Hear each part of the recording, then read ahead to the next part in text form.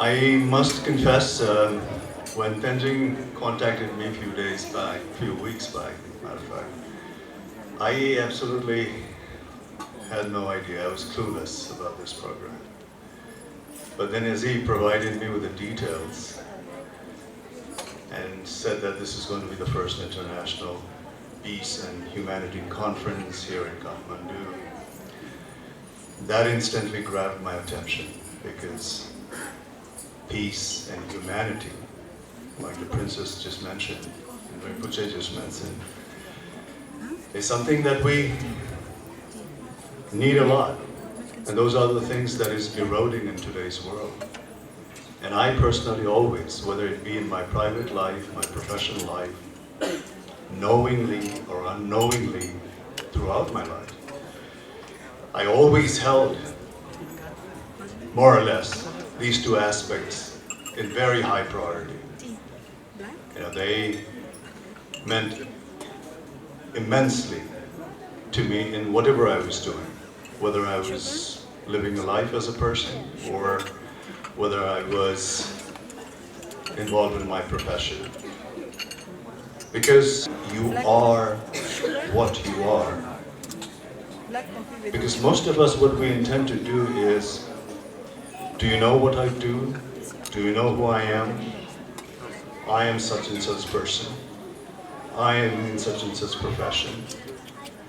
But if we just scratch the surface a little bit more and concentrate on why I am doing what I'm doing, no matter what you're doing in life, no matter what kind of profession, whether it be medical profession, engineering, army, police, businessman, actors like me, people involved in politics, if we concentrate on why we have become what we have become, then I think the humanity in us will surface more. Because if we just concentrate on what I am and who I am, then the ego surfaces more. But if you give a thought of why you have become whatever you have become in your profession, then the humanity aspect comes out. And when the humanity aspect comes out, compassions follow, and your sense of empathy rises as well. And that's what I've been doing in my profession as an actor as well. Matter of fact, in acting profession, the biggest tool that you need to have is the sense of empathy, more than anything else. When people ask me, how can we become an actor? What are the basic trainings to be an actor? I said, the most important premise that you can start off from is to have a great sense of empathy. Because when you do so many roles, you cannot actually live the life of all these roles. But you have the sense of empathy. If you can put yourself in other people's shoes and see things from their aspects, feel the feelings that they're going through with your high sense of empathy, then you can perform several roles as an actor. And this is what I always strive to do in my films. Because in a film scenario in Nepal is probably slightly different from the kind of film scenarios in other countries in the world. When I started off about 30 years ago, by the way, I'm only 25, but I've been in the movie industry for 30 years, so you do your maths. So when I started off 30 years ago, we were hardly making any films. And when I did my first film, and it was received so well, what I sensed, what I learned from that film, my very first film, when people received it so well, and we were very raw those days, here in Nepal in making films. What I sensed is, people here, instead of looking at the technicality of the film, the presentation of the film, what they really look for is the human aspects in the story of the film, in the characters of the film, whether they can relate to that character or not in the human ground, knowingly or unknowingly, whether they can identify with the emotions that the story is portraying, whether they can identify with the emotions that the actors' characters portray. And that is what draws the audience to the movie theater. And I realized that right from my first film. And from the second film onwards, my main concentration was always, no matter what kind of film I was in, you know, I've been in good, bad, and ugly films, but my main concentration was, how can I reach to the common people through my characters, through my stories, more than concentrating on how I can present this well, or how I can, you know, make it a very polished films. I just attacked it very rawly, and I said, no matter what kind of presentation and technicality and what kind of director's, you know, level is, what I'm going to do is, through my characters and the story, I'm going to reach out to the people. And that's what really clicked. And today I'm so happy and so proud that after 30 years of being in this scenario, in this film, more than the fan and the artist relationship, what I have with my audience is like one of the families. I travel extensively within Nepal. I go to the mountains, I go to east, I go to west, I go to the Tarais. And the way people welcome me, not as an actor, not as a fan, not as a crazy fan, but the way they welcome me as a member of their own family.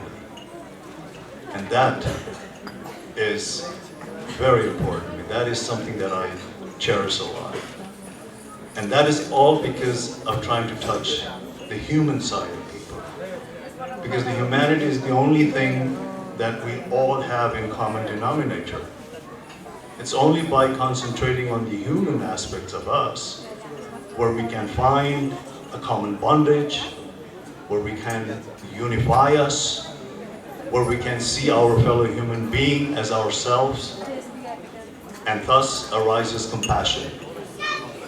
Otherwise, if we look for differences and we forget the most common aspect that exists in all of us, if we put that in the back seat, then what do we see? We only see the differences in us. And differences appear in so many respects. It appears in our appearance, it appears in our mannerism, it appears in our languages, it appears in the way we do things, go about in daily chores. So many differences. But if we put that aside and start looking at the human aspects of all of us, then what do we see? We see that we are all one.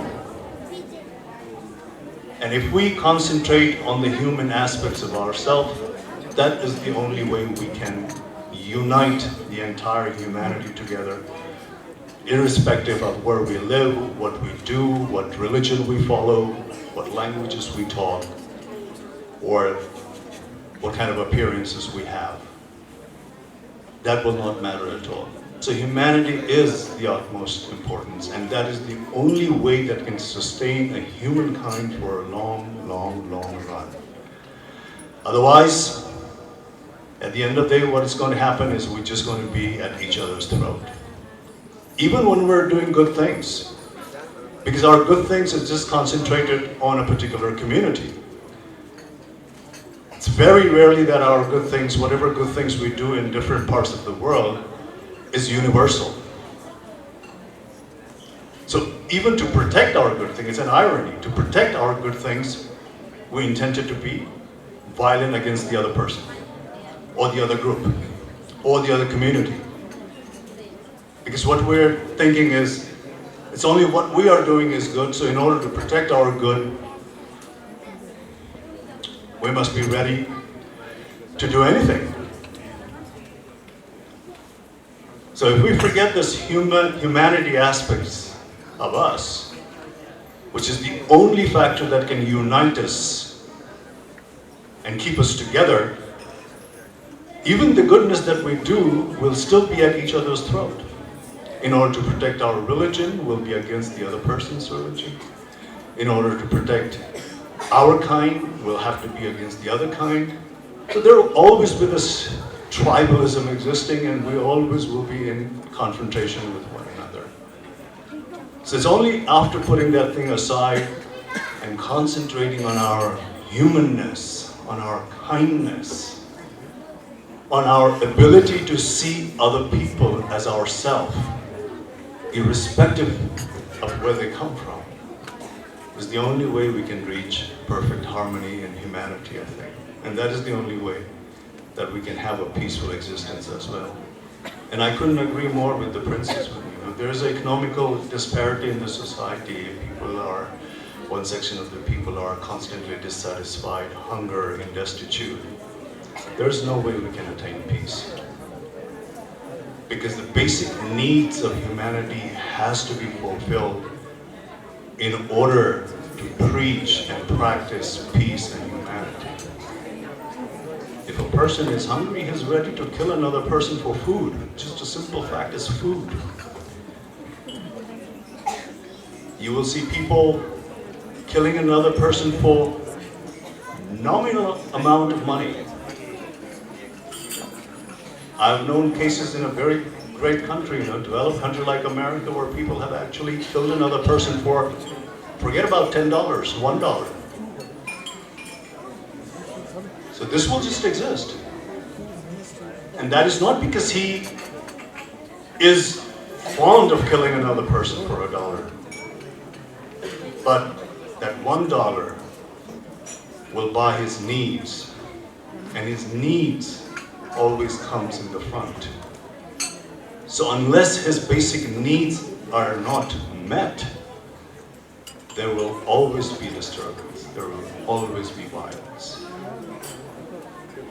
So it is very important, especially the other section of the society who claim to have, to take care of their brothers who don't have.